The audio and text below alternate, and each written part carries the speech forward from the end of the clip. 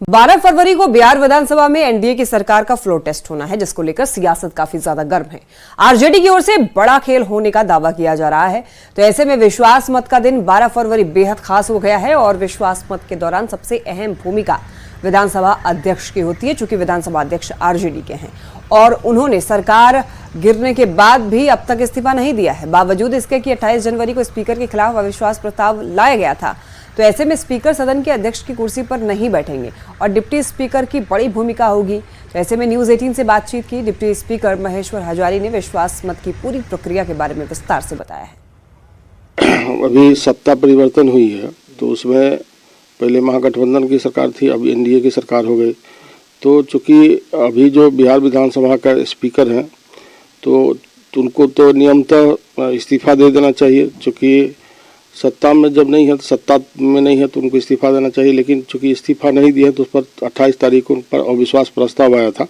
तो अविश्वास प्रस्ताव आया था, तो यदि वह इस्तीफा दे दिए तो ठीक है, नहीं तो उसके बाद जब सेशन चलेगी तो उसमें वहाँ से जो आसन पर रहेंगे, आसन पर उस समय में स्पीकर रह सकते हैं। तो चूंकि उन पर अविश्वास प्रस्ताव लगा है, इसीलिए यदि अविश्वास प्रस्ताव की घोषणा होगी और घोषणा के बाद उस पर 38 कम से कम विधायक खड़ा होना चाहिए, तो अविश्वास प्रस्ताव स्वीकृत होगा। जो सूचना हम लोग दिए थे अविश्वास प्रस्ताव को, स्वीकृत होगा और उसके बाद फिर मतदान होगा। तो मतदान के समय में चूंकि अविश्वास प्रस्ताव स्पीकर पर लगा हुआ है, तो इसलिए उसके बदले डिप्टी स्पीकर जो है वही बैठ करके निर्णय करेंगे। यानी कि अभी वर्तमान में आप उपाध्यक्ष हैं, तो आप आसन पर उस वक्त आप रहे, जब विश्वास मत होगा उस वक्त आप रहेंगे कुर्सी पर। हाँ, अविश्वास चूंकि उनके विरुद्ध में अविश्वास प्रस्ताव लगा हुआ है, इसलिए वो आसन पर नहीं बैठ सकते हैं।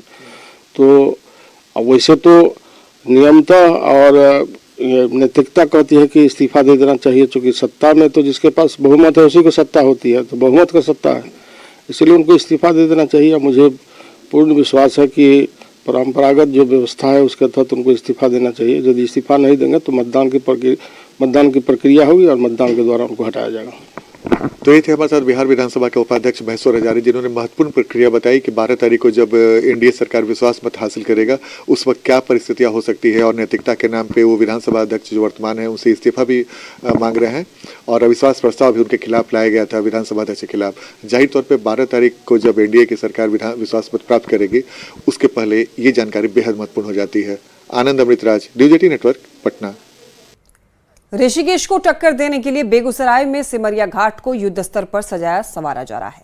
जल्द ही सिमरिया घाट बिहार के बड़े पर्यटन स्थल के रूप में अपनी पहचान बनाएगा। पूर्व जल संसाधन